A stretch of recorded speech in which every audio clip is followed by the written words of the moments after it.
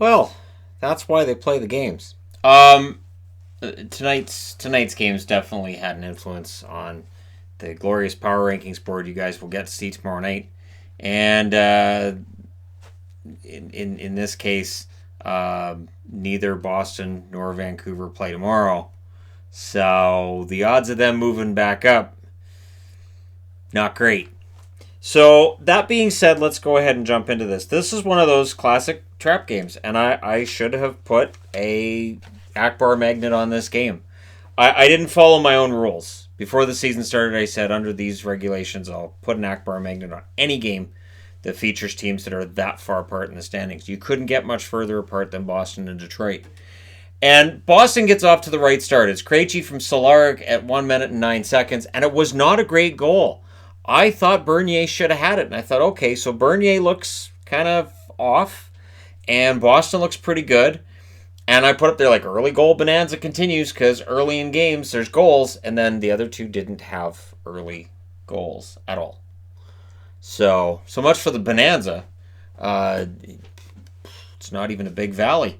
Larkin scores from Bowie and Bernier at 2:41, and the fact that Bernier got more points than the top line for the Bruins tonight, that says a lot. Jonathan Bernier with a couple of helpers tonight. Good job.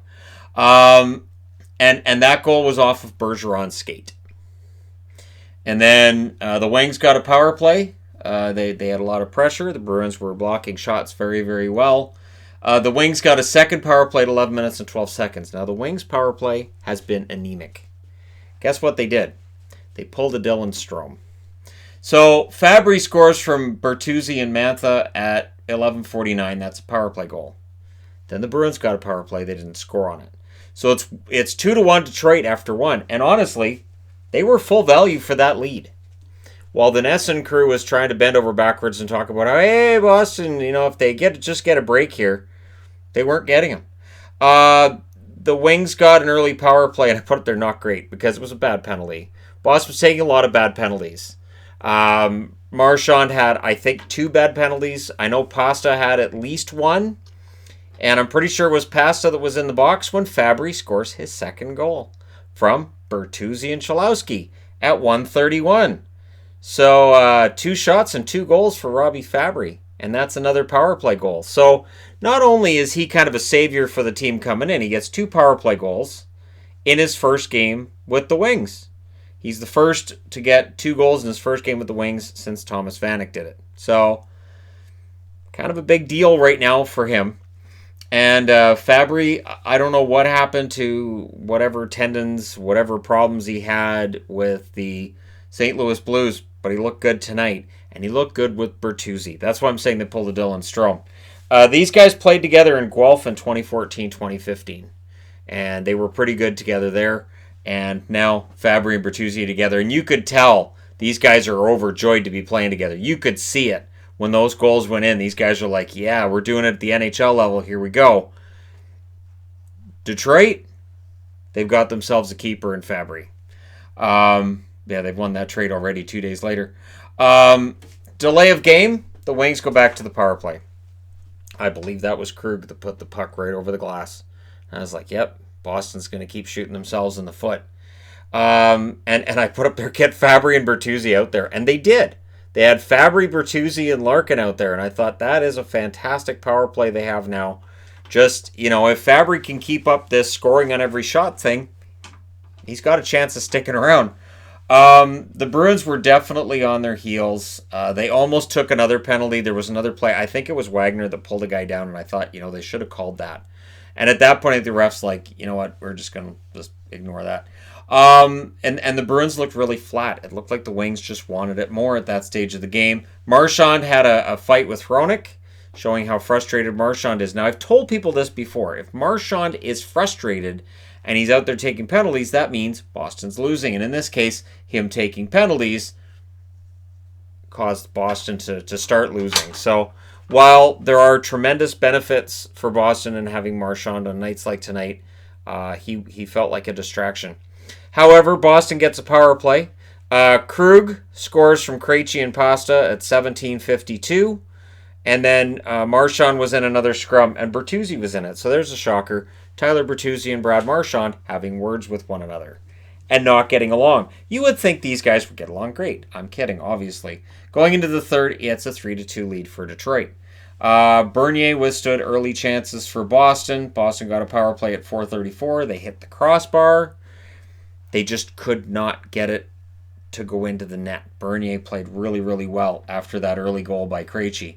The Wings pushed it around the half. There was some end-to-end action that went on there. A little bit wide open, I would think, for Blashill's liking. Really good game for the Wings. And the Bruins were mad. The Bruins were angry by the end of this game. They were frustrated. And, again, rightfully so. The goalie gets pulled with 2 minutes left, which leads to Mantha scoring from Bernier into the shorthanded, or into the empty net. So Bernier with his second helper right there. And then Nesson, the announcers, say this is a lesson in parity for the Bruins. No, not really. See, you can argue that there's parity in the NHL, and I agree. This was a lesson in not coming out lazy and flat. This was a lesson in not taking penalty after penalty after penalty, which they did. And it bit them. They lost 4-2 tonight. Rask saves 28 out of 31. Bernier saves 26 out of 28. 3 stars are Fabry, Krejci, and Bernier. Krejci being on the board tells me this was Nesson's picks. I honestly would have had Fabry, Bertuzzi, and Bernier. I would not have had a Bruin in the 3 stars. Power plays, Boston 1 for 4, Detroit 2 for 5, so that'll bring their percentage up a bit. Shots were 12 apiece in the first, 12-10 Boston in the second, 10-4 Detroit in the third. I think the third was more indicative, really, of which team was playing better, was more prepared. Final shots 32-28 in favor of Detroit. Great home game. Again, if you watch this game in a vacuum, you'd have no idea that Detroit's record was as bad as it was coming into tonight. Just really, really good all-around game by the Wings, and we'll see if they can build on it from here. Moving along. Vancouver. Tough couple of road games for Vancouver. And they lose by 3 tonight, so they lost by 3 last night. And this is kind of that market correction that can happen at times of the year, and I'm fine with that. It's early in the season. I think there was a little bit of talk there from some about whether or not they could make a run at the President's Trophy and stuff like that. And I was like, just make the playoffs. If they can even make the playoffs, I'm happy. I don't care if it's the second wild card. I would just be happy with the playoffs. I would be happy with 90 points. Ehlers crashed into the boards early and it looked scary. But of course, Nick Ehlers is having the best season of his career. The guy's an absolute warrior. He has made me eat my words about him so far this season, and he's looked great. However, the shots were 3-0 Vancouver 5 minutes in, and it felt like Vancouver had all the momentum. And Ehlers didn't miss a shift after that scary crash into the boards where he slammed his back against him. But like the announcer said as well, it's a good thing he didn't go in head first. If he went in head first, we would have a whole different scene altogether. Myers cut off a Scheifele chance. I thought Myers played well. They had a nice video package for him too, a tribute for him in his return to Winnipeg. I didn't think he had a poor game. Both goaltenders looked really good in that first period as well, and it's scoreless after 1. Second period, the Jets had some pressure at around the 3-minute mark, and then Quinn Hughes took a puck to the face, so the rash of guys getting pucks in the head, pucks in the face continues tonight. Demko made a really nice save on Blake Wheeler, and then Miller scores from Stetcher and Besser. JT Miller with a goal at 6:53. He leads the team with 8 goals. Besser, that's his 17th point, and it's nice to see Stetcher get on the board. The Jets, though, got a power play. Now, during this power play, Tanev got hobbled. Tanev exited this game twice tonight. Tanev exited the last game once. And this is with extra protection for shot blocking that he's wearing this year. I just feel bad for the guy. Roslovic would score from Wheeler and Pionk at 11:54. That made it 1-1. The Jets pressed for the lead. The Canucks got a power play, but that didn't work.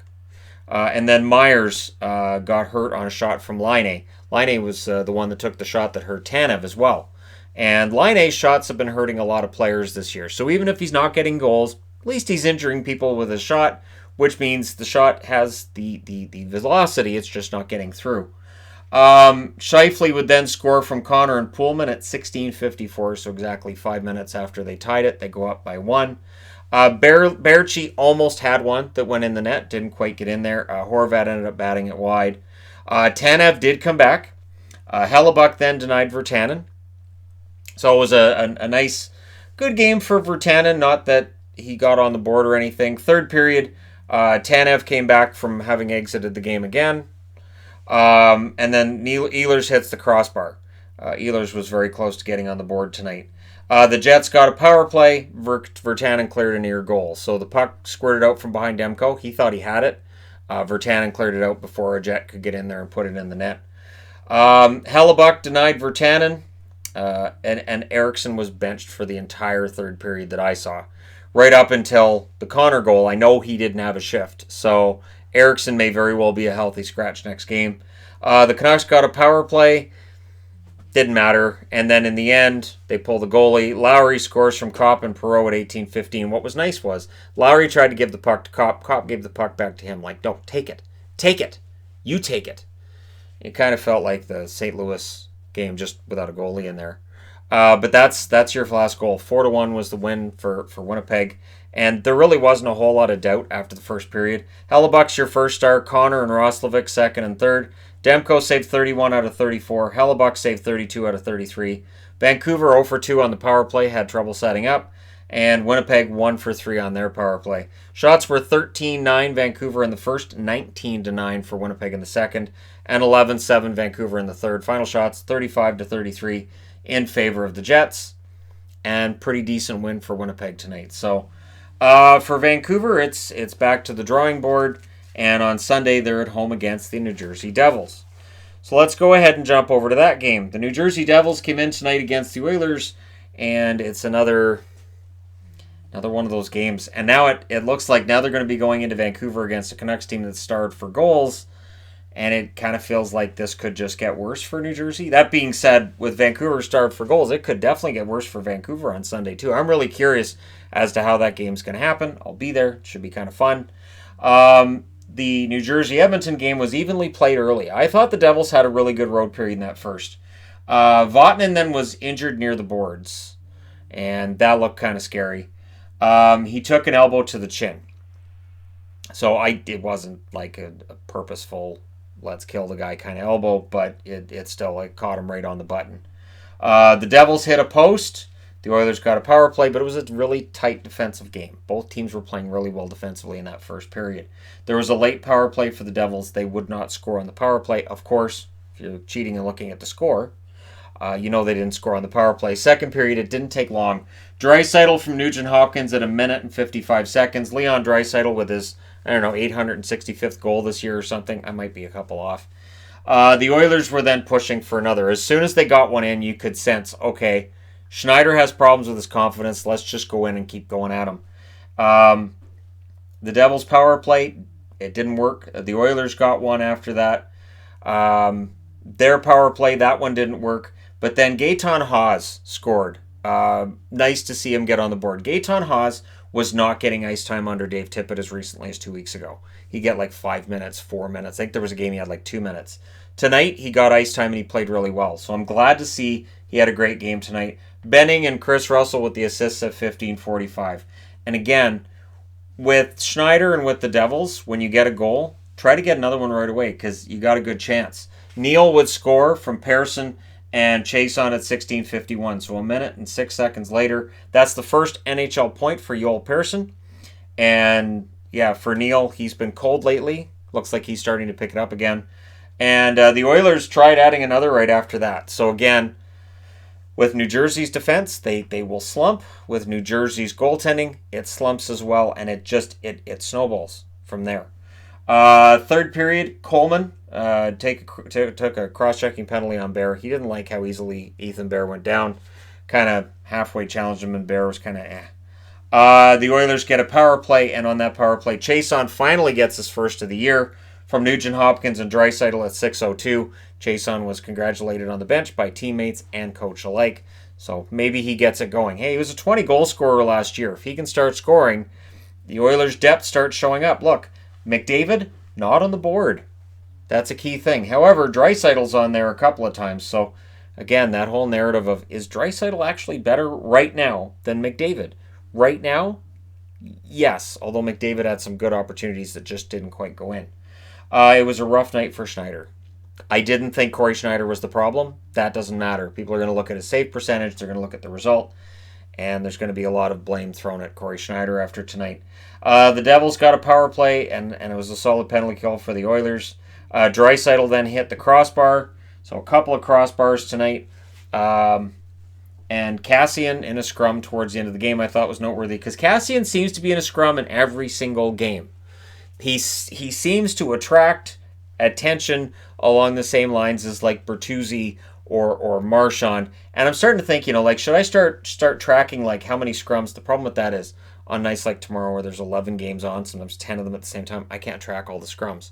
It would be interesting to see if there's a stat somewhere of tracking who creates the most scrums in the National Hockey League. Which player? And I know everybody's going to be like, it's Marchand. I know there's no stats, but it's Marchand. You're probably right. In this game, the 3 stars are Koskinen, Nugent Hopkins, and Persson.